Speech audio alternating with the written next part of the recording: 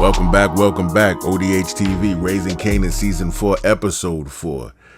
This was a pretty good episode. There were a few scenes in here that I really liked, and I finally got what I wanted out of part of it. Don't forget to like and subscribe. Let's kick it off from the beginning. So the episode starts out at Trayon's place. He walks inside, and Marvin's there waiting.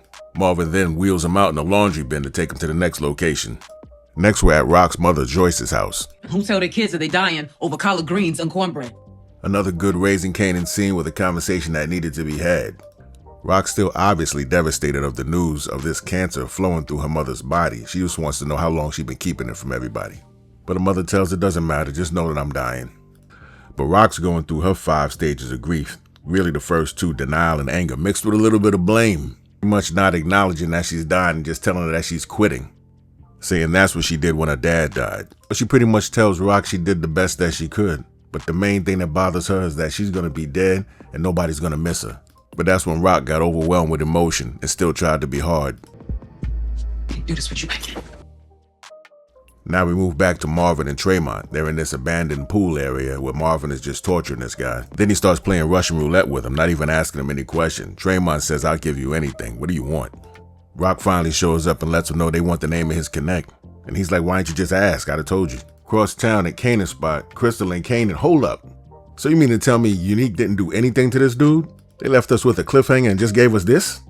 Very uneventful, Starz. Either way, Kanan invites Jukebox over. Crystal's a little apprehensive because she's like, Jukebox hates me. But when Jukebox gets there, Kanan decides to leave and says maybe y'all could talk. Crystal apologizes to Jukebox about everything that happened when they were in the group butter. You had your peoples jump me, Crystal. But Jukebox wasn't having it. They tried to fucking cut me. But Crystal said something interesting. She said that she was going through something back then and butter was her only way out. And then Jukebox says, so now Kanan's your only way out? But she says she loves Kanan and Kanan loves you. So can we please just get along for him? Jukebox is not in a forgiving mood. We go to the studio and B Rilla's in the booth. And his rhyme is about shooting somebody's parent and their kid becoming an orphan. A lot of foreshadowing going on here. Somebody parent the kid has left the orphan. So while B Rilla's still in the booth, Emmanuel Koye. she was brought over from the pop music section by Lowell to help market B Rilla. But Lou just wants her to leave. Kanan meets with Snaps and Pop to give him their share of the money, but he's short. Tells them that they got robbed. They tell him that people are going to think he's vulnerable now. Juan been asking after you. Now, if you're interested, we can make that parlay happen. Quan, Rock's former supplier, heard about Kanan and wants to meet with him. Pops tells him, as long as you wrapped up with Rock, you're always going to be tied to her. Kanan's making a goofy face, so it means he understands. Resonate. At Early Tyler's place, Unique is saying he wants to start letting people see his face, let them know the king is back, but Early's saying you still invisible, don't give that up. That's when Marvin shows up and he tells him, well, if you want to show your face, you can do it now. But Unique ducks out the back. But Marvin comes in, all he wants to do is tell Early that he's got a money opportunity for him. We're back at the ladies only club with Jukebox and her friends. Female tries to talk to her, but she kind of turns her down. They start talking about family and one of her friends gets a little emotional, looking crazy. Unique goes to New Jersey to recruit one of Rock's old workers from season 2 that had about a combined 2-minute screen time. Anyway, he was the guy that walked out on Rock when she put Unique over him. That was at Sal Vaselli's request, but Unique says if you're about that money, hear me out. So as Jukebox comes skipping out of the bars, the night is over.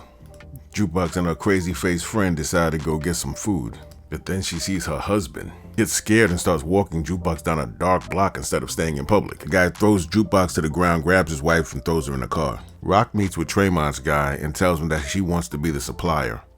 He tells her to come back the same time tomorrow alone, without Marvin. Meanwhile, Lowell tells Imani and Lou that he wants them to get together and get to know each other. Since Early Tyler, the jack of all trades, is also a bookie, Marvin takes him to see Stefano to replace the bookie that he killed. Stefano agrees to work with Early Tyler, but he tells Marvin, since you're vouching for him, you're responsible for him. And any mistakes, I'm looking for you.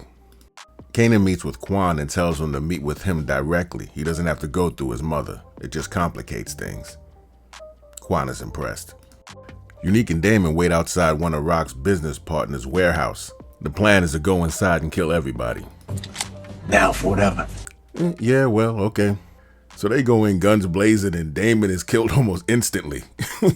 Unique knocks off a few more people and escapes. That night, Lou and Imani meet at Cafe Vu.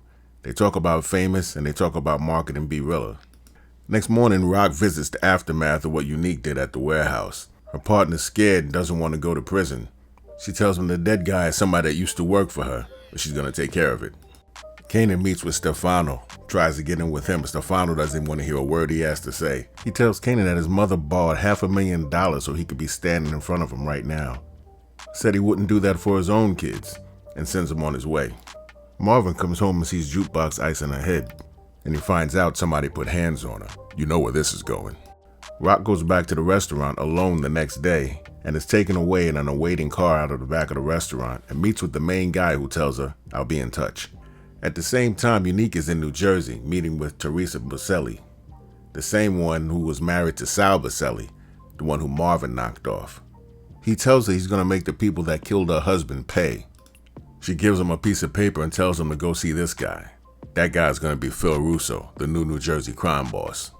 Kanan's over at Lou's house for a visit. B-Rilla's still living there. Lou can't get him to leave because B-Rilla says he doesn't like being alone, because when he's alone, he starts trouble. Lou brings up Famous and asks Kanan if he has any more information about what might have happened to him. Kanan says he doesn't know what happened to him. Lou said he asked his sister what happened, she doesn't know anything, and that his mother went to the police. Yeah? Raquel Thomas. NYPD detectives show up at Rock's house to let her know they found Andre, her lawyer's body, and if she knows anything about it. She says they went to dinner, talked shop, and she doesn't know anything that happened to him after that. But once they told her name always pops up around certain things, she told him it's time to leave. Now she doesn't know what she's going to do without her lawyer. Fuck. Marvin makes Jukebox take her to see the man that put hands on her. She begs Marvin to leave the gun in the car. Leave it here, please. He says okay and heads upstairs without it. He knocks on the man's door, and when he opens it, they fight. He beats him down and tells him leave her alone or I'll be back.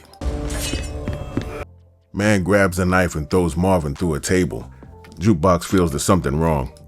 He jumps on top of Marvin and is about to finish him when suddenly...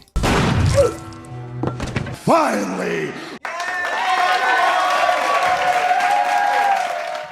It's about time.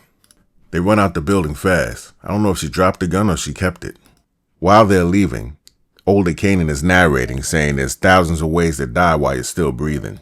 Talking about things that you've done that mess with your head and your soul and kill you a little bit every day. Until one day you look in the mirror and you don't recognize the person looking back at you. But there's some people that look in the mirror and see themselves, and they like who they see. And they think all that death looked good on them. And those are the ones you have to fear the most, because they dead already and don't even know it. You could tell she liked it. Let me know what you think about this episode in the comments. I'll be back in the next one. Diamonds dancing on my neck, pull up all black. Told you meet me where you at, never call back. It's you up more like a beauty queen, what you do to me? A heavy heart like a fantasy, my Billie Jean.